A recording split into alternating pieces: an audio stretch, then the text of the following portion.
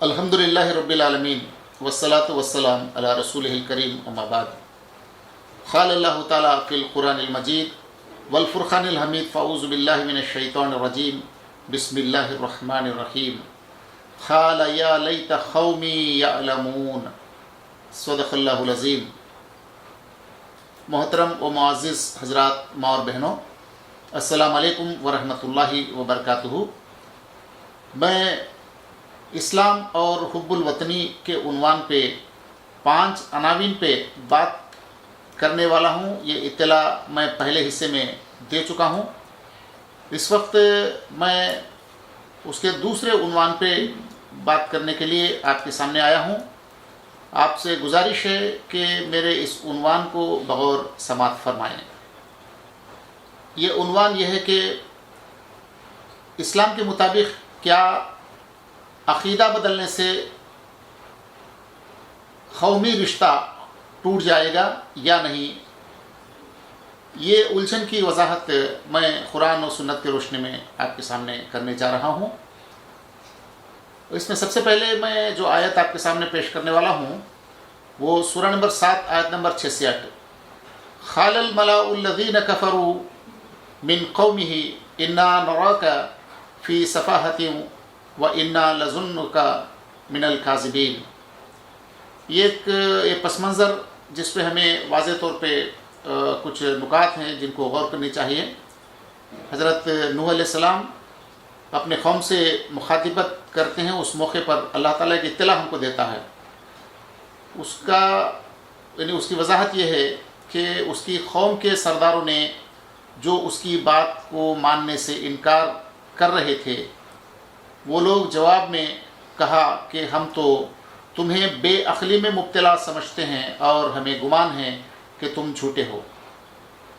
देखिए, एक तरफ हज़रत नूह अलैहिस्सलाम और उनके पैरोकार, दूसरी तरफ उनके कौम के सरदारों के कुछ लोग इधर खड़े हुए हैं। अब इस मुकालमे के अंदर ये बात हमें समझ में आता है तो पहला ग्रोह जो है मोमिनीन हैं और दूसरे ग्रोह जो है वो काफिरीन हैं। एक काफिरीन का लफ्ज़ इसलिए मैं यहाँ इस्तेमाल किया कि उन्होंने ख़ती तौर पे कह दिया कि हम तुमको जो है बेअक़ली में मुब्तला पाते हैं और तुमको हम झूठे पाते हैं। ये ऐलान उन्होंने क़तई तौर पे कर दिया। और एक लंबे दावत के अरसे के बाद, फिलफौर भी ये बात नहीं हुई, एक बहुत लंबा अरसा गुजरने के बाद वो लोग जो है इस तरह ऐलान कर दिए। तो इससे क्या समझ में आया कि वो लोग गाफिल के दर्जे से काफिर के दर्जे में दाखिल हो गए। गाफिल का मतलब ये है कि वो दीन से बखूबी या अक़ीदे इस्लाम से बखूबी नावाकिफ़ होना या अनजाने होना या उसकी जो है पूरी जानकारी न रखना, तो उस हालत में उनको हम कहेंगे कि वो गाफिल हैं। लेकिन जब तालीमात दीन को उनके सामने जब पेश किया गया और उसको अच्छी तरह जो है उसकी जांच पड़ताल भी किया, उन्होंने समझा भी, फिर उसके बावजूद अपने नफसानी ख्वाहिशात और दुनियावी मफाद के लिए उसको जो है इनकार कर देते हैं, तो जब चल के वो कुफ्र के दायरे में पहुंच जाते हैं। तो यहाँ जो ऐलान किया गया या जो इत्तला अल्लाह ताला देता है उसके मुताबिक हमें बात वाज़ेह हो चुकी है कि एक तरफ मोमिनीन, दूसरे तरफ जो है काफिरीन के जो है 2 ग्रोह हमको पाए जाते हैं। इस पस मंज़र में इसके जो है यानी कंटिन्यू में अल्लाह ताला फिर एक बात जो है हमारे सामने पेश करता है, वो काबिल गौर तलब है। ये सूरा नंबर 7 यानी उसी सूरत की जो है उसकी बात क्या आयत है, यानी सूरा नंबर 7 आयत नंबर जो है 67, सूरा नंबर 7 आयत नंबर 67। अब जवाब में हज़रत नूह अलैहिस्सलाम उनसे मुखातिब होते हैं, क्या कहते हुए देखिए। क़ाला या क़ौमी लैसा बी सफ़ाहतिन वलाकिन्नी रसूलुम मिन रब्बिल आलमीन। उन्होंने कहा, यानी हज़रत नूह अलैहिस्सलाम ने कहा, अय बिरादरान कौम, अय मेरे कौम के लोगों, या कौमी, ये मुखातिबत उन्होंने किया, मैं बेअक़ली में मुब्तला नहीं हूँ बल्कि मैं रब्बुल आलमीन का रसूल हूँ।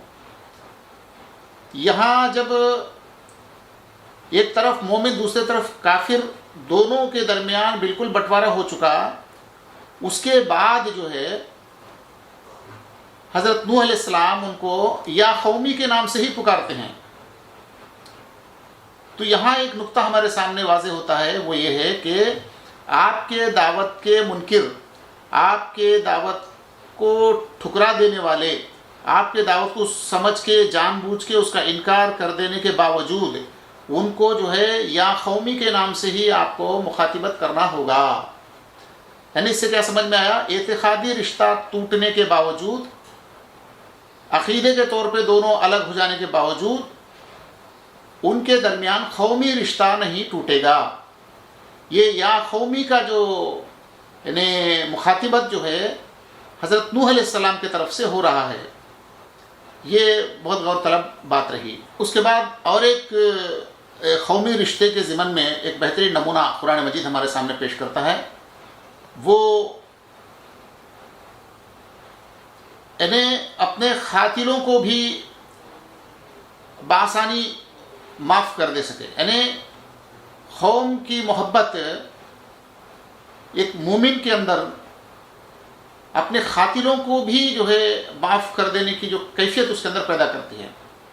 رسول تو رسول، ایک عام مومن بھی اپنے قوم کے ساتھ کتنا والہانہ محبت رکھتا ہے، اس کا نمونہ قرآن مجید کے اندر اللہ تعالیٰ جو ہے پیش کرتا ہے، جو سورہ یاسین یعنی سورہ نمبر 36 آیت نمبر 20 اس میں جو ہے ہم غور کر سکتے ہیں۔ یعنی وہاں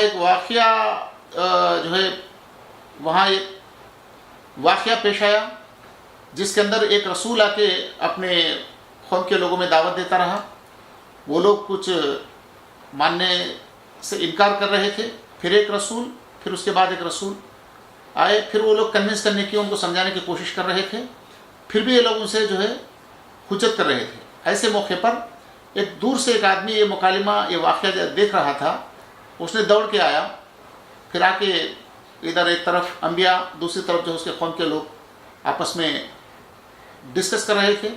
یہ منظر کو دیکھ کے بیچ میں سے جو اس نے کہا کہ دیکھو میرے قوم کے لوگوں، یہ لوگ جو کچھ پیش کرتے ہیں یہ تو بہت بھلی بات ہے کہ اپنے پیدا کرنے والے، اپنے مالک کی جو ہے بندگی کی طرف یہ لوگ بلاتے ہیں، پھر دوسری بات یہ ہے کہ وہ لوگ کوئی اس سے کچھ معاوضہ یا اجر بھی طلب نہیں کرتے ہیں، تو پھر ان کی بات کو ہم کیوں نہیں مانیں؟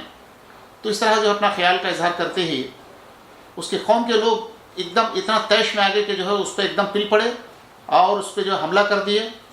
اور حدیثوں میں آتا ہے کہ وہ حملے کی جو کیفیت بتائی جاتی ہے کہ بہت یعنی گھنونی طور پہ یا پھر جو ہے بڑی بربریت کے ساتھ اس پر جو حملہ کیا گیا، اور اس کے پیٹ سے جو ہے آنٹیں باہر آ گئی، یعنی اتنا سخت جو ہے اس پر حملہ، اتنی بربریت کے ساتھ اس پر حملہ کیا گیا۔ تو فوری اللہ تعالیٰ کا فرمان یہ ہوا کہ اس کو جنت میں داخل کر دو۔ یعنی اللہ تعالیٰ کی وحدانیت کی شہادت دیتے ہوئے، یا اللہ تعالیٰ کی وحدانیت کی شہادت دینے والوں کی تائید کرنے کی وجہ سے اس کی جو ہے موت جو ہے وہ شہادت کی موت ہوئی، پھر اللہ تعالیٰ فوری اس کو جو ہے بغیر کسی حشر نشر اور حساب کتاب کے جنت میں داخل ہو جانے کا جو ہے اعلان کر دیا۔ تو جنت میں داخل ہونے کے بعد اس کی کیفیت جو ہے اللہ تعالیٰ ہمیں قرآن مجید کے اندر بتاتا ہے، وہ قابل غور ہے۔ سورہ یاسین کی 26 اور 27ویں آیات کے اندر یہ اطلاع اس طرح دیا جاتا ہے کہ اس نے کہا کاش میری قوم کو معلوم ہوتا کہ میرے رب نے کس چیز کی بدولت میری مغفرت کر دی، تو ایک دم بلبلا اڑتا، ایک ہمدردی کا اظہار کرتا کہ کاش میری قوم اس بات کو جان لیتی تو کتنا اچھا ہوتا۔ یعنی دیکھیے اس موقع پر بھی اس کا جو ہے مخاطبت قابل غور ہے یہاں، خالا یا لیت قومی یعلمون، یعنی اے کاش میری قوم اس بات کو جان جاتی۔ دیکھیے میری قوم کس کو کہتا ہے کہ خود کو جو ہے خود کے قاتل ہیں، بڑی جو ہے یعنی درندگی کے ساتھ اس کا جو ہے مرڈر کر دیے، اس کے باوجود ان کی بہبودی، ان کی بھلائی کی جو ہے چاہت کا انتہا کیا ہے، ذرا غور کیجئے کہ قرآن مجید میں جو ہے اللہ تعالیٰ اس واقعے کو پیش کرتا ہے، اس کے اندر ہمیں کیا سبق ہے؟ ہمیں سبق ملتا ہے کہ جو ہے ہم اپنے قوم کے ساتھ اتنا والہانہ محبت رکھے۔ قرآن کے آیات کی روشنی میں نے کچھ آپ کے سامنے پیش کیا، اس طرح کے کئی دلائل ہم قرآن مجید میں دیکھ سکتے ہیں، لیکن نبی کریم صلی اللہ علیہ وسلم کی سنت میں قومی تشخص یا قومی رشتے کے ضمن میں ہمیں کیا تعلیم ملتا ہے، اس کو ہم غور کریں۔ قومی رشتے کے ضمن میں نبی کریم صلی اللہ علیہ وسلم کی سنت کیا رہی، اس پہ ہمیں غور کرنی ہوگی۔ جیسے مثلا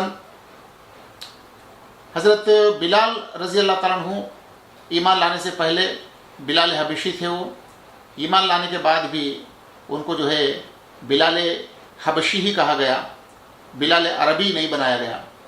اور ویسے ہی دوسرے اور ایک صحابی کو ہم جب دیکھتے ہیں سلمان فارسی ایمان لانے سے پہلے بھی فارسی ہی تھے، ایمان لانے کے بعد بھی وہ سلمان فارسی ہی رہے۔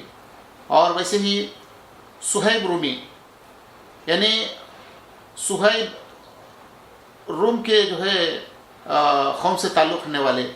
ویسے ہی ماریا خپتیہ ایمان لانے سے پہلے بھی ماریا خپتیہ تھی، اور ایمان لانے کے بعد بھی ماریا خپتیہ ہی تھی۔ تو اس سے ہمیں یہ سمجھ میں آتا ہے کہ قوم کے ساتھ جو رشتہ ہے وہ ایمان لانے کے بعد نہیں ٹوٹے گا۔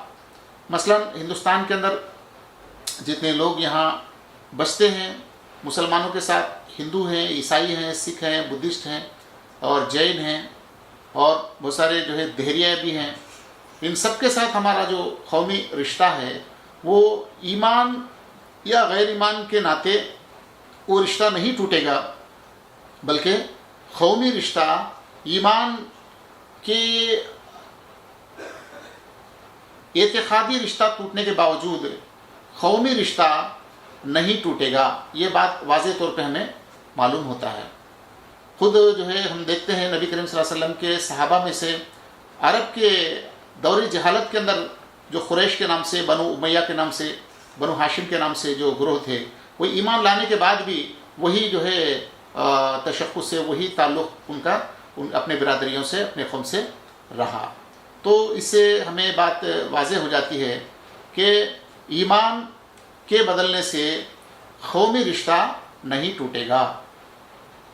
انبیاء اور مومنین اپنے قوم سے کتنا والہانہ محبت رکھتے تھے، اس زمن میں کئی واقعے ہم سنتے ہیں، پڑھتے ہیں۔ اس میں سے ایک بہترین جو واقعہ اللہ تعالیٰ قرآن مجید کے اندر پیش کیا، یعنی کسی قوم سے محبت کا اعلیٰ ترین اور بے مثال نمونہ قرآن ہمارے سامنے پیش کرتا ہے۔ یہ اس لیے کہ ہم وہ طریقہ، وہ سنت جن قوموں کے اندر ہم بسے ہوئے ہیں ان کے ساتھ وہ روش اختیار کریں، ان کے ساتھ وہ والہانہ محبت ہم بھی ان کے سامنے پیش کریں، تاکہ ان کی تعلیف قلب ہو سکے، تاکہ وہ حقیقت کے معرفت وہ لوگ حاصل کر سکے۔ تو ہماری یہ محبت کو وہ ہمارے باتوں میں، ہمارے آنکھوں میں، ہمارے روش کے اندر وہ لوگ دیکھ سکیں۔ سورہ نمبر 7 آیت نمبر 78 اور 79، ان دو آیات کے اندر ایک واقعہ ہمارے سامنے آتا ہے، وہ ہمارے لیے قابل غور ہے، قابل اتباع بھی ہیں۔ اس میں دیکھیے کہ نبی یا نبی کے ماننے والے ان لوگوں کو یا قومی بول کے پکارتے ہیں جو وہ منکر حق ہی نہیں اور غاضب الہی نہیں، لعنت الہی نہیں، بلکہ اللہ کے لعنت کے شکار ہو کے اللہ کے عذاب میں مر بھی گئے اور فوت ہو چکے، ان کے جو مردے پڑے ہوئے ہیں۔ جب حضرت صالح علیہ السلام کی قوم، تو جب وہاں سے گزرتے ہوئے حضرت صالح علیہ السلام کا جو انداز دیکھیے، ان سے مخاطب ہونے کا انداز دیکھیے، وہ وہاں سے نکل گیا یہ کہتے ہوئے، کیا کہتے ہوئے؟ اے میری قوم، میں نے اپنے رب کے پیغامات پہنچا دیا تجھ کو، لیکن تیرے خیر خواہ تجھ کو پسند ہی نہیں رہے۔ تو اس طرح اپنے دکھ کا اظہار کرتے ہوئے بڑی درد دل کے ساتھ یا قومی بلکہ ان کو مخاطب کرتے ہوئے وہاں سے چلے جاتے ہیں۔ تو اس سے کیا سمجھ میں آتا ہے کہ مسلمان جس غیر مسلم معاشرے کے اندر رہتے ہیں، وہ جن جن قوموں سے ان کا تعلق ہوتا ہے، ان قوموں کے ساتھ ان مسلمانوں کو اس طرح کا جو ہے والہانہ محبت رکھنا واجب ہے۔ لیکن افسوس کی بات یہ ہے، آج غیر مسلموں کو جو ہے کافر اور جو ہے منکر کہتے ہوئے ایک دم ان کے ساتھ ایک چڑچڑاہٹ کی کیفیت اور ایک نفرت کی کیفیت آج مومنوں میں، مسلمانوں میں پایا جاتا ہے۔ یہ بڑی افسوس کی بات ہے۔ ہم ایک نام نہاد مسلمان کی حیثیت سے زندگی گزارتے ہیں، تو پھر کم سے کم ان سے محبت کا اظہار بھی جو ہے ہم سے ہو نہیں پاتا ہے۔ تو بتائیے کہ ہم اپنے آپ کو اللہ کے سامنے مومن کی حیثیت سے کیسے جو ہے پیش کر سکیں گے؟ اللہ تعالیٰ اپنے طرف سے ہم کو مومن کی طرح جو ہے کیسے ریکگنائز کر سکتا ہے؟ تو لہٰذا میں آپ سے گزارش کرتا ہوں کہ ہم جس کسی بھی قوم کے اندر بسے ہوں، اس قوم کے ساتھ ہم جو ہے بے شرط بلا شرط جو ہے ہم ان سے ایک طرفہ محبت کرنے کی کیفیت ہمارے اندر پیدا ہو۔ یہ حقیقت سے اللہ تعالیٰ ہم کو روشناس فرمائے، ہمارے اندر انبیائی اور جو ہے مومنانہ محبت اپنے قوم کے ساتھ اللہ عطا کرے، تاکہ ہم اللہ تعالیٰ کے پاس جو ہے فیض پا سکے، پھر ہماری قوم جو ہے سچائی کی طرف مائل ہو سکے۔ وآخر الدعوانا والحمد للہ رب العالمین۔ السلام علیکم ورحمۃ اللہ وبرکاتہ۔ جے ہند۔